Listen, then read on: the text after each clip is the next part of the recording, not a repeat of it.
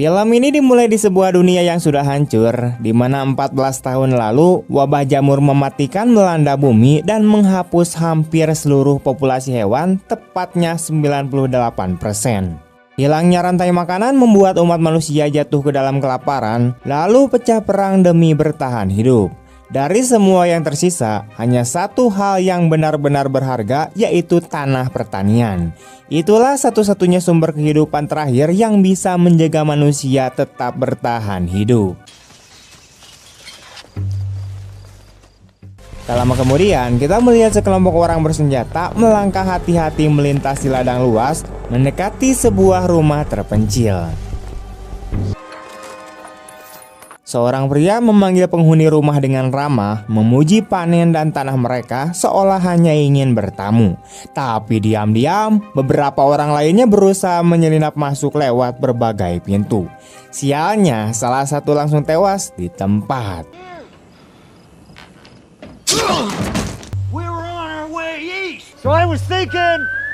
Pria di luar tetap bersikeras bahwa mereka hanya butuh tempat singgah, tapi mendadak terdengar siulan nyaring dari kejauhan. Seketika itu juga, semua orang bersenjata tersebut dilumpuhkan satu persatu, baik yang ada di ladang maupun di dalam rumah.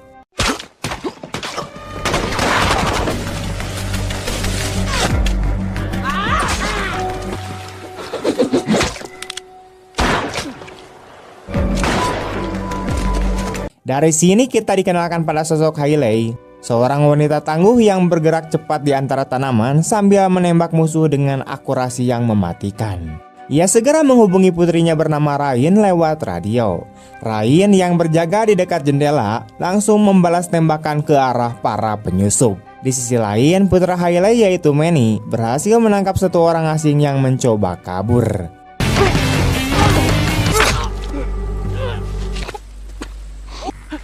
Clean it up. Setelah semuanya berakhir, keluarga itu berkumpul untuk memeriksa jasad para penyerang.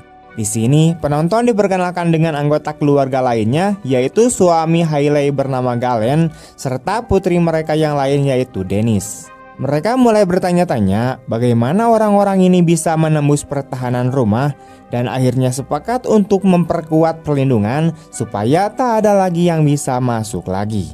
Malam harinya, keluarga Freeman duduk bersama dengan menikmati makanan malam. Anak-anak mereka berlatih menggunakan siulan khusus, semacam kode komunikasi untuk meningkatkan bahaya.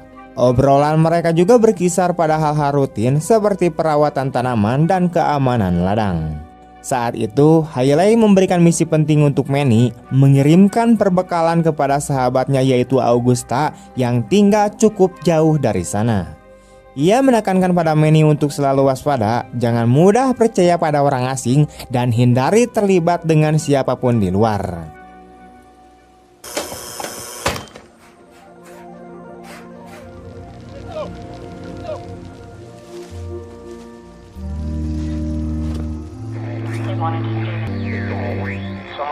Beberapa hari berikutnya, kita diperlihatkan rutinitas keluarga Freeman.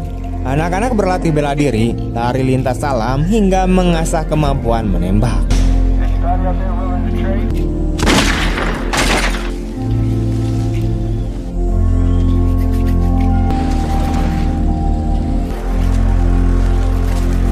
Mereka juga memastikan pagar listrik di sekitar lahan masih berfungsi, sekaligus berburu hewan kecil di hutan untuk tambahan makanan. Perimeter rumah dijaga ketat dengan kamera CCTV, sementara Hailey kerap memantau radio demi mencari kabar dari penyintas lain. Afternoon Augusta, over. Suatu malam, Hailey berbincang dengan Augusta lewat radio. Augusta memperingatkan tentang kelompok perampok brutal yang sudah menyerang 3 keluarga petani. Ia meminta Hailey untuk datang melatih orang-orang itu agar bisa bertahan hidup. Tapi Hailey menolak tegas, di mana baginya keluar berarti resiko besar dan bisa membahayakan keluarganya.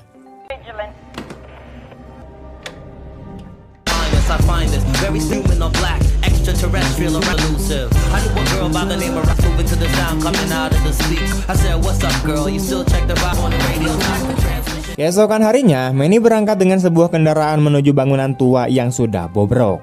Di sana ia menemukan sebuah kotak bertuliskan nama Augusta, lalu segera mengisinya dengan perbekalan sebelum kembali pulang. We'll do anything. We gave you what we could. Sementara itu, Hailey menerima panggilan mengejutkan dari Augusta. Dengan suara panik, Augusta mengatakan bahwa keluarga petani bernama Fleming sudah mati, termasuk anak-anak mereka. Hailey jelas terguncang mendengar kabar itu, tapi Augusta menambahkan fakta yang lebih mengerikan, di mana keluarga itu bukan hanya dibunuh, melainkan juga dimakan oleh kelompok kanibal besar yang terorganisir. Di tempat lain, Manny terlihat berenang di sebuah sungai dalam perjalanan pulang. Begitu naik ke darat, ia melihat seorang gadis cantik tengah berenang tak jauh darinya. Seketika ia pun terpesona. Dari kejauhan, Manny mengintip gadis itu lewat teleskop senapannya dan memperhatikan ketika gadis tersebut berjalan menuju pemukiman kecil yang tersembunyi di dalam hutan. Setelah kembali ke rumah, Manny tidak bisa berhenti memikirkan gadis misterius itu. Esoknya ia kembali ke sungai, tapi gadis itu sudah tidak ada. Akhirnya ia hanya bisa menggambar wajah gadis itu di bukunya, berusaha mempertahankan ingatannya. Beberapa hari kemudian, Manny bersama Galen dan Dennis pergi ke sebuah depot dengan harapan menemukan persediaan berguna.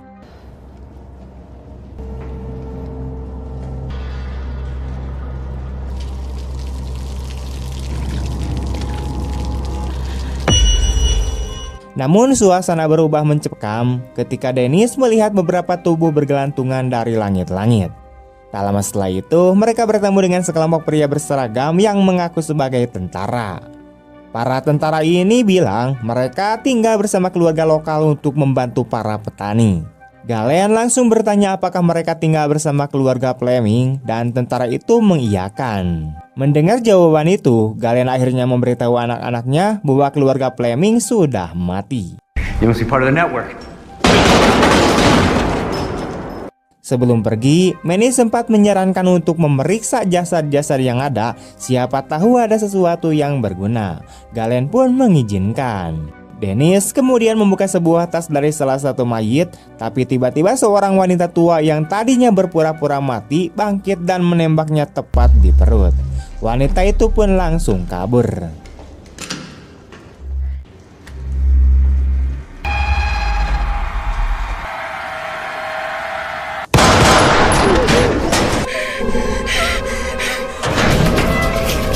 Beberapa waktu kemudian, Galen terlihat buru-buru kembali ke rumah sambil membawa Dennis yang terluka parah.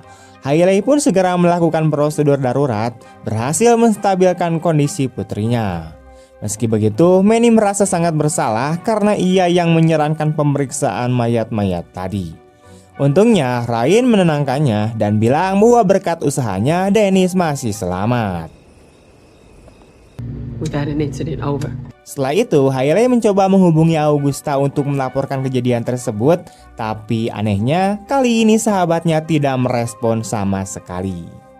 Malam itu, Manny mendengar suara mencurigakan dari arah hutan. Rasa penasarannya membuat ia berlari menyelidiki hingga samar-samar terlihat sosok seorang gadis di kegelapan. Manny refleks berteriak agar dia berhenti bergerak. Namun betapa terkejutnya ia ketika sadar ternyata gadis itu adalah orang yang sebelumnya ia lihat di sungai. Kini tampak ketakutan dan dengan putus asa meminta pertolongan. Keesokan paginya, suasana di rumah Freeman makin tegang. Galen dan Hailey menegaskan pada anak-anaknya untuk selalu membawa senjata bahkan saat tidur sekalipun. Mereka mengingatkan adanya kelompok orang asing yang berpura-pura jadi tentara. Padahal kemungkinan besar mereka hanyalah para kanibal yang mengincar lebih dari sekedar persediaan makanan atau lahan. Hailey tak mau ambil resiko. Ia dengan tegas menyuruh anak-anaknya jika melihat orang asing tembak dulu, jangan langsung bertanya. Tak lama, Manny diam-diam pergi ke lumbung. Di sana rupanya ia sudah mengikat gadis misterius itu. Stop fighting. Manny mencoba menenangkannya, memastikan kalau dirinya tidak bermaksud jahat. Ia membuka ikatan kain di mulut gadis itu, memberinya air minum, lalu berusaha merawat lukanya sebaik mungkin. Stop! Meski awalnya gadis itu menuduh Manny menculik, Manny menjelaskan bahwa semua ini semata-mata karena ibunya tidak mempercayai orang luar. Malam harinya, Manny kembali lagi ke lumbung.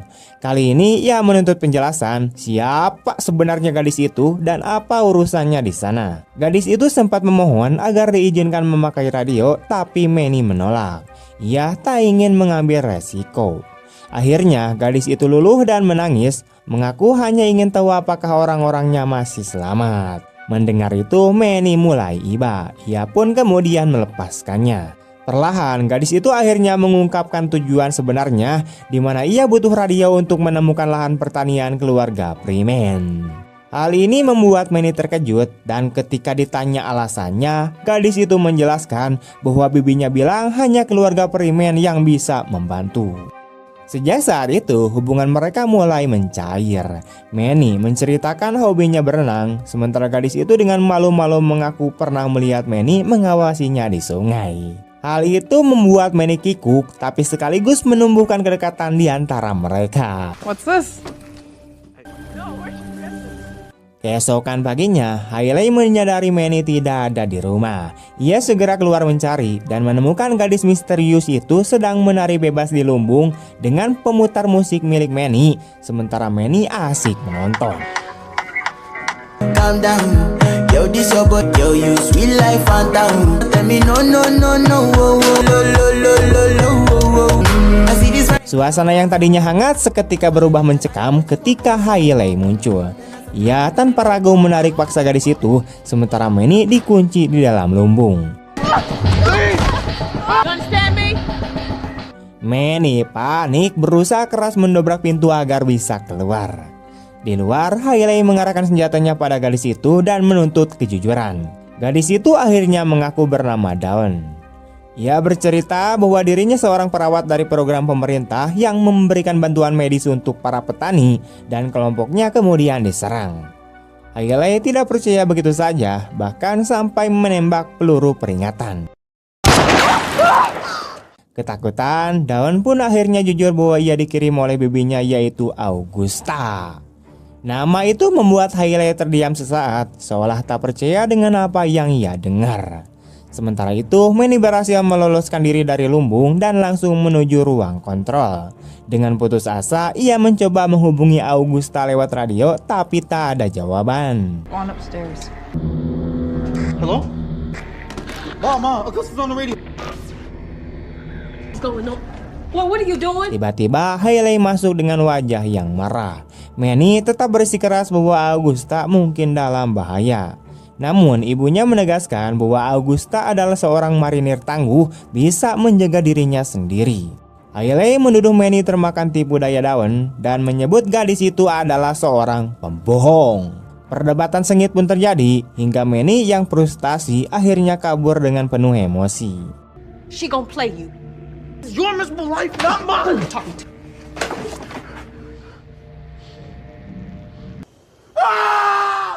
Dalam adegan berikutnya, Manny membawa Dawn untuk pergi dengan kendaraan untuk mencari Augusta. Hailey yang sadar mereka menghilang segera mengejar. Kill him. Yes, ma'am.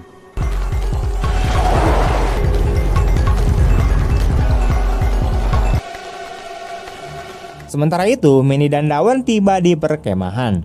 Namun tempat itu sudah kosong tanpa tanda-tanda kehidupan. Di sisi lain, Galen menemukan salah satu kamera pengawas mereka yang telah mati.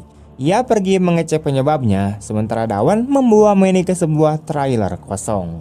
Disitulah Dawn akhirnya mengaku dengan gugup bahwa ia sengaja memancing Manny untuk datang. Ia menjelaskan bahwa para kanibal telah menculik bibinya bersama beberapa orang lain, lalu memaksanya membawa Manny. Begitulah cara mereka menguasai lahan pertanian dengan menyandra keluarga para pemiliknya. Saat pengakuan itu keluar, sosok misterius tampak mendekat dari belakang Manny. Hailey di tempat lain tiba di rumah Augusta yang sunyi dan penuh bercak darah. Ia panik berlari-lari mencari jejak sahabatnya Hingga tiba-tiba sesuatu mengejutkannya dari kegelapan.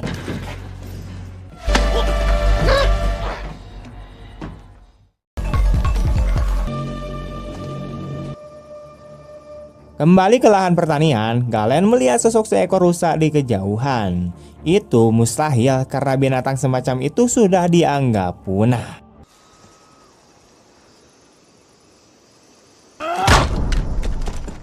Namun sebelum ia sempat berpikir lebih jauh, seseorang menghantamnya hingga tak sadarkan diri. Ternyata itu hanyalah topeng rusa yang dipakai oleh salah satu kanibal. Sementara Galen terbaring tak berdaya, para kanibal lain menyelinap masuk ke rumah. Ryan dan Coki yang berjaga di dalam rumah mendapati semua sinyal kamera CCTV telah padam. Ryan sadar bahwa mereka telah dikepung. Ia segera menyuruh adiknya untuk tetap di tempat, lalu bersiap di jendela dengan senapan. Dari luar, kanibal-kanibal mulai bergerak mendekat. Here, 800 yards out. Di waktu yang sama, Galen yang disiksa dengan sadis nekat untuk melawan. Dengan paku yang menancap di tangannya, ia justru membalikan keadaan dan menusuk kedua penyerangnya hingga wafat.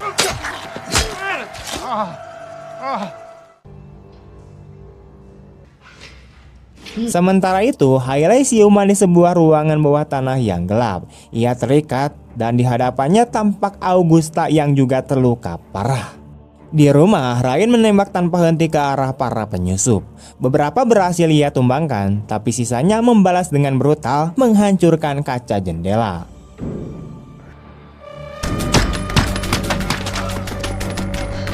Rain, come in. Galen berteriak memanggil Ryan, memintanya untuk mundur ke ruang bawah tanah sebelum semuanya terlambat. Kembali ke ruang bawah tanah kanibal, Hailey mencoba menenangkan Augusta, lalu menyebut tentang seorang gadis yang datang ke lahan pertanian dan mengaku sebagai keponakannya. Augusta membenarkan bahwa para kanibal memang memaksanya mengirim daun dan awalnya ia takut Hailey akan langsung menembak gadis itu. Hailey berjanji akan menyelamatkan mereka semua, namun Augusta memperingatkan masih ada anak-anak lain yang juga ia sembunyikan.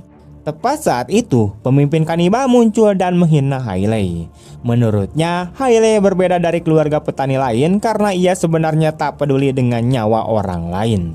Hailey melawan dengan kata-kata, menyebut dirinya muak terhadap orang-orang yang memakan manusia. Namun, pemimpin itu balik menantang. Ia menekankan bahwa Hailey juga sama saja karena ia menghabisi orang lain dan bahkan melibatkan anak-anaknya dalam pertarungan. Baginya, tidak ada bedanya antara mereka. Keduanya sama-sama melakukan apapun demi bertahan hidup. Pada titik ini, salah satu pria dengan brutal menyayat tubuh Augusta untuk dipersiapkan sebagai santapan makanan. Sementara Hailey tidak bisa berbuat apa-apa selain menonton dengan putus asa. Adegan kemudian kembali ke Manny dan Dawn bersama 3 anak kecil yang dengan putus asa melahap makanan seakan mereka sudah lama tidak diberi makan. Dawn berterima kasih kepada Manny atas makanan itu dan meminta maaf karena telah membawanya ke sini. Jika tidak, anak-anak ini pasti sudah mati. Manny memahami situasi Dawn dan menyatakan bahwa ia akan pergi menyelamatkan bibinya. Setelah itu mereka semua bisa pergi bersama. Adegan kemudian berpindah pada Hailey yang kini pingsan dan seorang pria botak mendekat untuk menghabisinya. Namun Hailey dengan cepat berhasil menguasainya, mencekiknya dengan brutal hingga tewas. Ia lalu mengambil senapan yang ada di dekatnya, tepat ketika pemimpin kanibal masuk ke ruangan. Wait!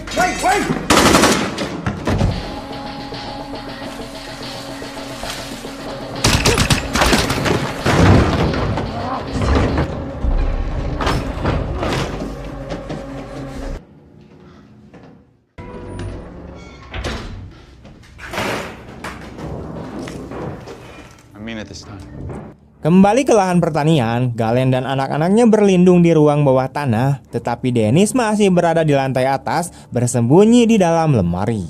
Galen pun bersiap untuk menyelamatkan putrinya itu dan dengan tegas memperingatkan putri-putrinya yang lain agar tetap tinggal di sini. Di tempat lain, Hailey mencoba keluar dari ruang bawah tanah dan di pintu ia bertemu kembali dengan Manny yang datang mencari Augusta. Manny terkejut melihat jasad Augusta yang sudah mati dan kini ia akhirnya mengerti bahwa semua yang dilakukan Hailey hanyalah demi melindungi keluarganya. Kembali ke lahan pertanian, Galen bergerak hati-hati naik ke lantai atas tepat ketika Ryan menarik saklar yang menutup semua tirai dan memadamkan lampu. Dengan begitu, Galen bisa memanfaatkan kegelapan untuk menyerang.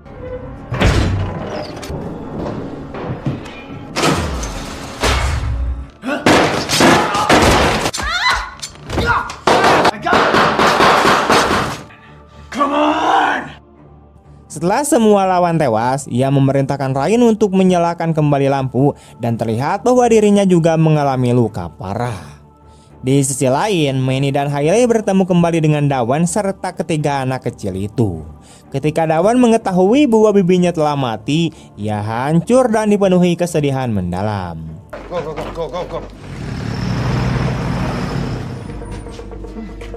Kembali di lahan pertanian, Galen membawa Dennis untuk turun ke ruang bawah tanah, tetapi ia segera terjatuh akibat kehilangan banyak darah. Anak-anak perempuan yang panik segera bergegas menolongnya dan berhasil menstabilkannya untuk sementara waktu.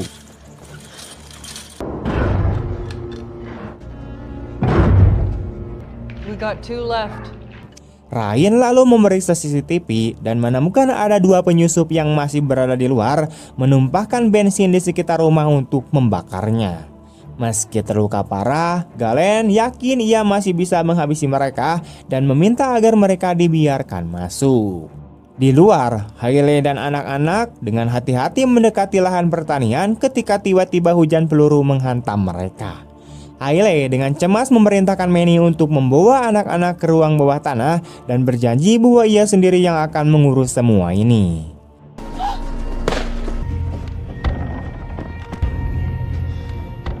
Di tempat lain, Ryan akhirnya membiarkan 2 kanibal masuk, lalu memperlihatkan kepada mereka adiknya yaitu Dennis yang terbaring tak sadarkan diri sambil mengatakan bahwa ia telah tertembak. Salah satu kanibal menempelkan pisau ke leher Dennis, sementara yang lain memeriksa area sekitar. Di luar, Hailey terkena tembakan. Namun meski kesakitan, ia berhasil menewaskan beberapa kanibal. Tak lama kemudian, pelurunya habis sehingga ia tidak punya pilihan lain selain melarikan diri.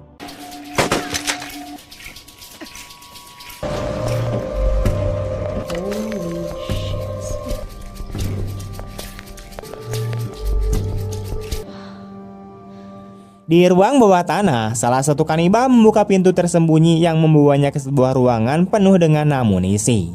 Ia juga menemukan lemari berisi rempah-rempah dan bumbu masakan yang membuatnya bersemangat karena barang-barang semacam ini hampir mustahil ditemukan. Tepat saat itu, Galen tiba-tiba bangkit dan menembaknya hingga tewas, sementara Dennis menusuk kanibal lain dari belakang, lalu Ryan menembaknya sampai mati.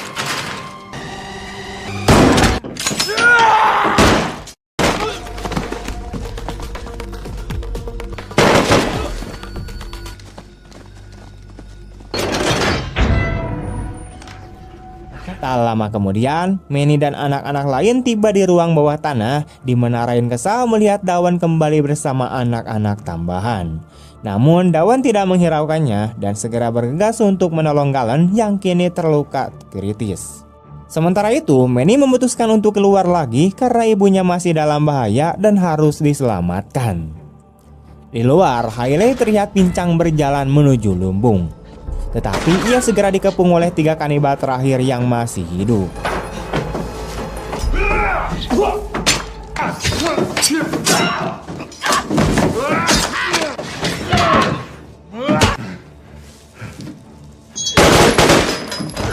Saat ia hendak dihabisi, Manny muncul dan menembak kanibal itu hingga tewas.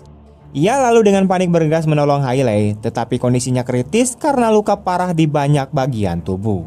Manny memohon ibunya untuk tetap terjaga, tetapi sang ibu malang itu segera memejamkan mata, meninggalkan Manny yang hancur, menangis dan menjerit putus asa.